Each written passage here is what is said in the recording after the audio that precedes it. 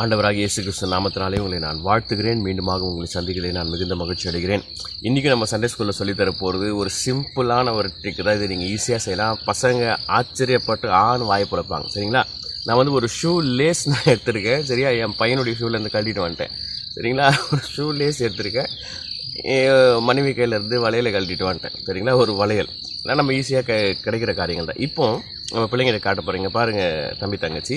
இப்போ நான் என்ன பண்ண போகிறேன்னா, இந்த வளையலை இந்த ஷூ லேஸில் வச்சு இப்போது இந்த வளையலை இந்த ஷூ லேஸ்குள்ளே வச்சுட்டேன் நான். தெரியுதுங்களா? இப்போ இந்த வளையலை நான் கீழே விட போகிறேன். இதை கீழே விழுமா விழாதா? என்னங்க இது விழுந்துருங்க. 1 2 3 சொல்லுங்கள். 1 2 3. என்னடா இது விடவே இல்லை, ஐயோ என்னடா இது அப்படின்னு யோசிப்பாங்க. இப்போ நான் மறுபடியும் பண்ணுறேன்.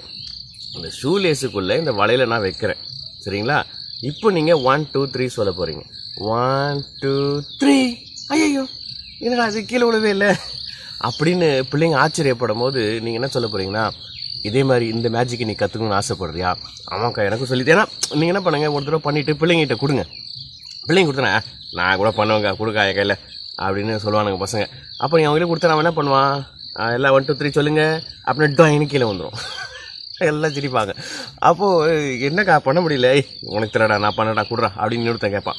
சொல்லுங்கள் 1 2 3 சொல்லுங்கள், டாயின்னு கீழே வந்துடும். சரிங்களா? அப்போ நீங்கள் என்ன பண்ண போகிறீங்கன்னா, நான் உனக்கு இந்த மேஜிக் நான் சொல்லித்தரேன், எப்படி செய்யணும்னு சொல்லித்தரேன். உட்கார் நீ அமைதியாக உட்காந்தா நான் சொல்லித்தருவேன். சரி உட்காந்தாச்சா? இப்போ நான் ஒரு வசனம் சொல்லித்தரேன்.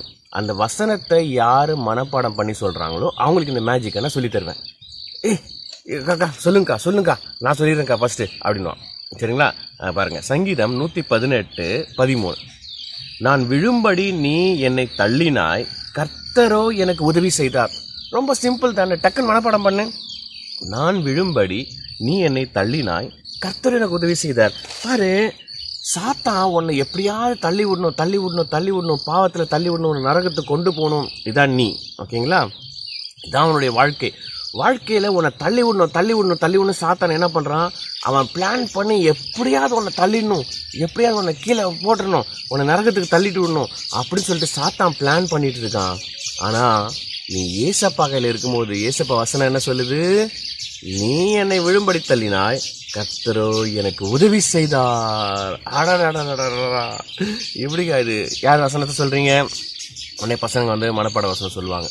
சொன்ன உடனே நீங்கள் என்ன பண்ண போகிறீங்கன்னா, பசங்களுக்கு நீங்கள் சொல்லித்தர போகிறீங்க. ஓகேங்களா? இப்போ நான் உங்களுக்கு சொல்லித்தரேன் எப்படின்றத நீங்கள் பார்த்து கற்றுக்கிட்டு நீங்கள் அப்புறமா நீங்கள் பசங்களுக்கு நீங்கள் சொல்லித்தாங்க. வெரி சிம்பிள் தான்.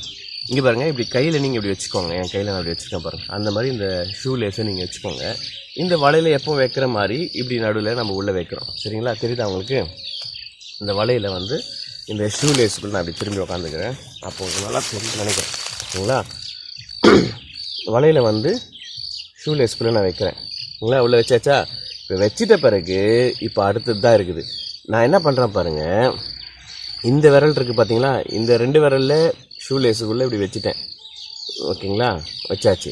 இப்போ இந்த விரலை நீ பாருங்க இப்படி எடுத்துகிட்டு போய் உள்ளே, தெரியுதா உங்களுக்கு? இந்த விரல் இப்படி வச்சுட்டு இந்த விரலை எடுத்துட்டு இந்த விரலோட அப்படியே இந்த லேஸை தூக்கிட்டோன்னா இப்போ வளையல் உள்ளே வந்துச்சு. தெரியுதுங்களா? இப்படி நீங்கள் பிடிச்சிக்கணும். இப்படி நீங்கள் பிடிச்சிட்டு பார்த்தீங்கன்னா ஒன்றுமே தெரியாது, விட்டிங்கன்னா கூட கீழே விடாது. மறுபடியும் நான் செஞ்சு காட்டுறேன். இங்கே பாருங்கள், இப்படி வச்சுருக்கேன். வலையில் உள்ளே வச்சாச்சு. சரிங்களா? வலையில் உள்ளே வச்சாச்சு. இப்போ இந்த உள்ளே இருக்கிறத இந்த விரலை இப்படி வச்சுட்டு, சரிங்களா? தெரியுது அவங்களுக்கு? இந்த விரல் இதான் ரொம்ப முக்கியம். சரிங்களா? வச்சுட்டு இந்த விரலை வச்சுட்டு இந்த கட்டை விரலை நீங்கள் எடுத்த உடனே இப்போ இந்த பக்கம் வந்துச்சு பாருங்கள், வந்துச்சா? இப்போ நீங்கள் இந்த விரலோடு சேர்த்து அப்படியே நீங்கள் கொஞ்சம் ப்ராக்டிஸ் பண்ணால் தான் உங்களுக்கு ஃபாஸ்ட்டாக பண்ண முடியும். சரிங்களா? இப்போ உள்ளே வந்துச்சு. ஆனால் பார்க்கறதுக்கு வளையல் வந்து சும்மா இருக்க மாதிரி தெரியுது. விட்டிங்கன்னா வந்துடும், அவ்வளோதான். சரிங்களா? இதை வச்சு நீங்கள் இந்த வசனத்தை நீங்கள் சொல்லித்தாங்க. நிச்சயமாகவே பசங்க பாருங்களேன், இந்த மேஜிக்கை கற்றுக்கிறதுக்காகவே, இந்த ட்ரிக்கை கற்றுக்கிறதுக்காக இந்த வசனத்தை மனப்பாடம் பண்ணுவாங்க. நான் விழும்படி நீ என்னை தள்ளினாய், பிசாசே எத்தனையோ தடவை நான் பாவத்தில் விழும்படி நீ என்னை தள்ளினடா, நான் பொய் சொல்ல வச்சேன், சண்டை போட வச்சேன், கெட்ட வார்த்தை பேச வச்சேன், அப்பா அம்மா கீழ்ப்படியாமல் பண்ண வச்ச, கர்த்தரோ எனக்கு உதவி செய்தார். பாரு, நான் கீழே விழுற மாதிரி இருந்தேன், ஆனால் கர்த்தர் என்னை விழாதபடிக்கு என்னை காப்பாற்றினார். வசனத்தை நீங்கள் நிச்சயமாக பிள்ளைங்களுக்கு சொல்லித்தாங்க. பிள்ளைங்க நிச்சயமாக மனப்பாடம் பண்ணுவாங்க. பிள்ளைகளுக்கு நீங்கள் சொல்லித்தாங்க. போய் அவங்க ஃப்ரெண்ட்ஸ்கிட்ட நீ போய் செஞ்சு காட்டுற அந்த மேஜிக்கை. அதே மாதிரி நீ இந்த வசனத்தை சொல்லி நீ செஞ்சு காட்டு. இங்கே பாரு, நான் அவனுக்கு இதை நான் செஞ்சு காட்டுறேன்னு சொல்லி செஞ்சு காட்டு. அவனால் முடியலன்னு சொல்லுவான். இந்த வசனத்தை சொல்கிறேன், இந்த வசனத்தை நீ மனப்பாடமாக சொன்னேன்னா நான் அவனுக்கு இதை செஞ்சு காட்டு, உனக்கு நான் சொல்லிக் கொடுக்குறேன் எப்படி செய்யணும்னு. நிச்சயமாக பிள்ளைகளும் இந்த ஊழியத்தில் ஈடுபடும்படியாக கர்த்தர் கிருபை செய்வார். இது உங்களுக்கு பிரயோஜனமாக இருந்திருக்கும் என்று நினைக்கிறேன். கர்த்தர் தாமே உங்களை ஆசீர்வதிப்பாராக. தேங்க்யூ ஃபார் வாட்சிங். God bless you.